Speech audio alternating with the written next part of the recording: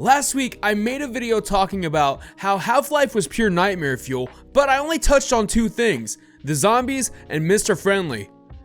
Ugh. Yeah, I can't get this pink slab of shit out of my mind. Not that I know that he dry humps you to death, that's just bad.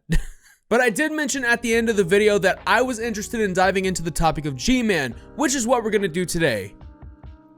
Kind of. See, I've gone back and not only played through the rest of Half-Life 2's story content, but I've also been playing Half-Life 1 on the PS2. So it's only fitting that I include a little bit of everything as a little bit of an appetizer before we get to the main course. Y'all down for that? Of course you are. That's why you're here. Alright, come on, let's go.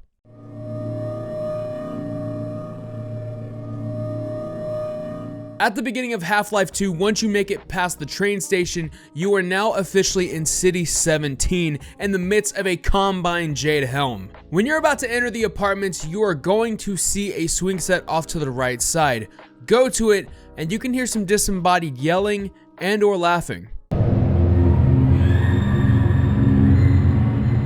Now to add a cherry on top of the oh shit Sunday, go ahead and pick up that baby doll that you see next by the swing set. And you're gonna regret that you did. Yeah, this is just one park I'm just gonna stay away from entirely. I don't need to go here. The kids don't need to go here. No one needs to go here.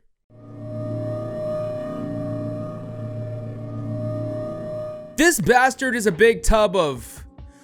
I don't even know. I mean, look at him. Just take a good long look at him. Now, if his appearance alone doesn't make you want to just slowly turn your attention away from the screen, maybe the voice might do something for you. Let's go ahead and roll some audio of that, please. You are man. He's not man. For you, he waits for you. If HλLF talk any slower, HλLF put man to sleep. Yeah, it's just best to kill this bastard quickly and just leave him for the buzzards. He's not even worth it. Yep, that is right, ladies and gentle germs. The silent protagonist that we've been playing for the past 20 years has no free will whatsoever, even though his moniker means the one free man. Your only goal in the game is to keep going straight. You only know A to B, and you only know start to finish. But who is out there seeing that Gordon does not stay off track? Well, I think you know who it is, don't you? I realize this moment may not be the most convenient for a heart-to-heart, but I had to wait until your friends were otherwise occupied.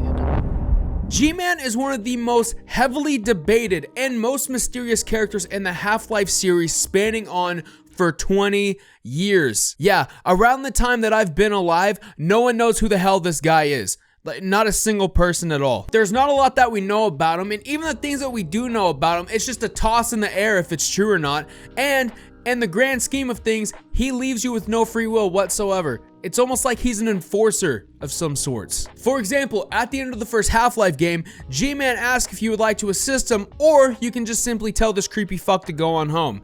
Seems reasonable enough, but once you start the second Half-Life game, oh look, there he is. Yes, it's implied that he took no for an answer and you just simply helped him. Why? And it doesn't matter which Half-Life 2 game you choose either. Half-Life 2 Episode 1, he's there. Episode 2, he's there. Lost Coast, however, it's a different story. See, the Vortigaunts have essentially placed a firewall in Gordon's brain, and the G-Man can't access Gordon's brain, so the G-Man can't appear in front of him.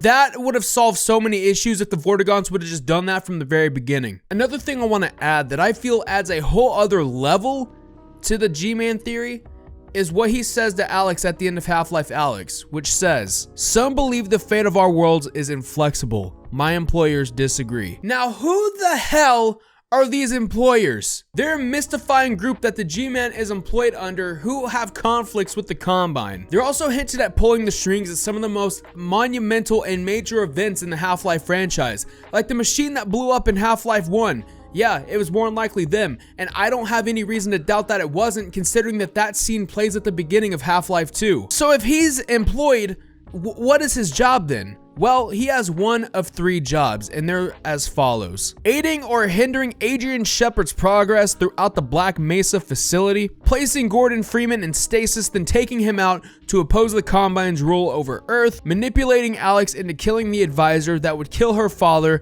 Eli Vance. To top it off, he is the only person in this entire franchise that can do this weird universe reality bending bullshit. And because of that, it's been implied that he's actually a Zen, the creatures that are actually invading Earth. And if you hear him and Nylanth speak, they almost sound the same.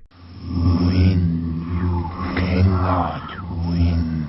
The right man in the wrong place can make all the difference in the world.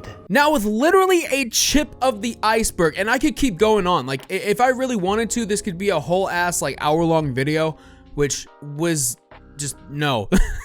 It's time to answer the question, who is G-Man? And based off what I found in such a short little amount of time, there are 1 of 2 things this person could be. 1, the enforcer of the franchise. With him being known for having these jobs or nudges, it's safe to say that his main job is to make sure that everything falls in place for his employers. Think about the people who purposely manipulate things around them for things to go their way, okay? They want to make sure that nothing that you do affects their agenda. Could they have started the 7-hour war? Could they have started the alien invasion on Earth? It is highly possible, because at the end of the day, like I had mentioned, they are responsible for pulling at some of the major strings that cause such major events in the Half-Life franchise. Number 2, Valve themselves. And I don't know why this is such a common theory, but it kind of makes sense at the end of the day. I think the reason why it's so common is because of the one direction that people are forced to take Gordon, and it's straight. By doing this, he's essentially got Freeman by the balls and makes him act as a puppet for whatever G-Man is planning on doing. And in fact, he almost acts like a guide for the player. A guide for Freeman. Like I mentioned earlier, your decision at the end of Half-Life 1 doesn't even matter, because by the time Half-Life 2 starts, it is presumed that you've assisted the G-Man in whatever he was asking you to do. G-Man, much like Valve in the Half-Life franchise, doesn't want you to explore any other options, okay? They don't want you going from A to Z and not even A to C. They just keep on wanting you to go A to B, start to finish, keep going forward, and don't look back. I hope you all did enjoy the video. This is the first time I really dug deep and actually found a lot of interesting things about this topic.